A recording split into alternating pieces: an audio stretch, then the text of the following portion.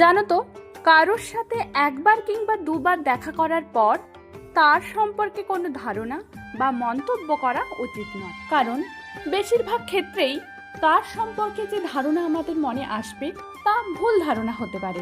এমন ঘটনা বেশ কয়েকবার আমার সাথে ঘটেছে, তার মধ্যে থেকে একটা তোমাদের বলি। নমস্কার, আমি শ্রাবণী।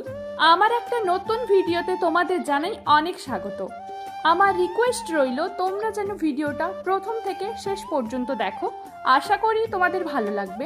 এবার বলি আমার সাথে ঠিক কি ঘটেছিল। আমি তখন সবে সবে কলেজে ভর্তি হয়েছি, সবাই তখন অচেনা সকলের কাছে। একদিন কলেজ থেকে ডকুমেন্ট ভেরিফিকেশনের জন্য সকলকে ডাকা হয়। আমরা যথারীতি কলেজে হাজির হই। এইখানে একটু বলে রাখি, আমি ইন্ট্রোভার্টও নই আর এক্সট্রোভার্টও নই। আসলে আমার কারোর সাথে মিশতে একটু টাইম লাগে, আর একবার যদি মিশে যাই তাহলে তাদের কাছে আমি বাচালে পরিণত হই। আমার বান্ধবীরা ভেবেছিল মেয়েটার বড্ড বেশি অ্যাটিটিউড, কারোর সাথে কথাই বলছে না। আবার আমার এক বান্ধবী স্বপ্না, সে তো ভেবেই বসেছিল মেয়েটা কারোর সাথে কথা বলছে না, মনে হয় মেয়েটা ভালো স্টুডেন্ট। কিন্তু দিন শেষে আমি সকলের ভাবনায় জল ঢেলে দিই, কারণ এই দুটোর মধ্যে কোনোটাই আমার স্বভাবের সাথে যায় না।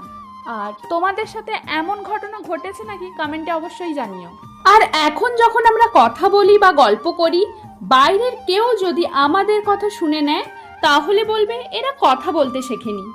মাঝে মাঝে তো আমরা গাড়ির মধ্যেই এত জোরে হাসাহাসি করি যে গাড়ির অন্য লোক বিরক্তির সাথে আমাদের দিকে তাকায়। হ্যাঁ জানি এগুলো ঠিক নয়, তাও যখন হাসির কথা হয় সেই সময় আর কন্ট্রোল করা যায় না। সেই মুহূর্তে শুধু একে অপরের দিকে তাকিয়েই আমরা পাগলের মতন হাসাহাসি করি। আর আমার একটা বড্ড বাজে স্বভাব, আমি হাসতে শুরু করলে আর নিজেকে কন্ট্রোল করতে পারি না। এই হাসির জন্য আমি বাড়িতে এমনকি ক্লাসের স্যারদের কাছেও অনেকবার বকা খেয়েছি।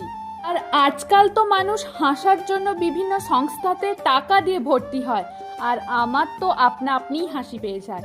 তাই ভাবলাম থাক, এটা আর চেঞ্জ করে লাভ নেই। তোমাদের সাথে কথা বলতে বলতে আমার রান্না তো প্রায় হয়ে গিয়েছে।